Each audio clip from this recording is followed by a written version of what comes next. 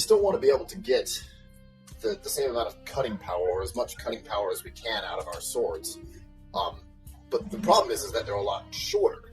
So because we have less of a lever on it, we're not going to get nearly as much cutting power out towards the end of the sword, especially if they're that small. So perhaps what the leaf is it's an attempt to make a smaller sword cut harder that is more likely to bend. So that might be a possible reason why this type of blade profile didn't really exist in history for a sword of this size. However, if we look in universe, let's say I'm an elf, I've had 1,000 years of training, let's just say that, and I'm fighting beings that are generally going to be a lot less well trained than I am. Would I want something that's a little bit shorter to be engaging with foes that are going to be more numerous and a lot more closely packed and attacking me? This might do the trick, because I don't necessarily need that length if I'm already going to be a lot faster than my opponent. I can really close, and because it's shorter, it'll move faster, but it'll still hit with a lot of force. Now, if I'm a lot closer to my opponent, perhaps that's going to be to my advantage. In that sense, it's kind of like an axe. Seeing the iconic Battle of Helm's Deep that Peter Jackson's done in his movies, really awesome. Pretty much all of the orcs, or the urukai, big, strong, armored orcs, are carrying some kind of a pike. So if I'm imagining that I'm meeting these evil beings in battle, this is almost certainly what we're going to be fighting with, or fighting against, which is very similar to history. So if I'm an elf, let's say I've expended all my arrows, they've closed too quickly, whatever it is, I'm being charged at with one of these swords, or one of these spears. Now I have my good long sword to use. Go ahead and tighten that down here really quick. I have my good long sword to use. Let's say that I'm using a more historically inspired longsword. This sword can obviously bite into that shaft that's being attacked. So I can bite into that and use that to kind of redirect that spear just a little bit. It is going to bite into it, but it's not going to give you kind of the same purchase as something with a convex edge. So if we're thinking of an in-universe explanation for a leaf blade, it's because we have that convex edge on the inside this way, that is a lot less likely to slip off, and I can grip a lot harder because the edge is wrapping over the end of the pike.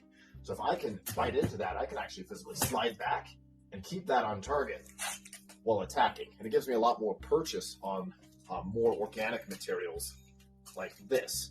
So having more purchase should, in theory, also make this one cut a lot better in this specific section of the blade. Now, is that an advantage or a disadvantage? I'd say it's an advantage if you hit them right there, but you can see that cuts it down to basically dagger length to get your center of percussion on this style of sword right there. Because of that, I have to close with my opponent very, very close to deal maximum damage. I still have that point that I can thrust into gaps, and to be honest, the Urukai have a lot of gaps in their armor. Most convenient where arrows can hit from above, which I thought was maybe tactically not super good for whoever is arming these Urukai in the movie.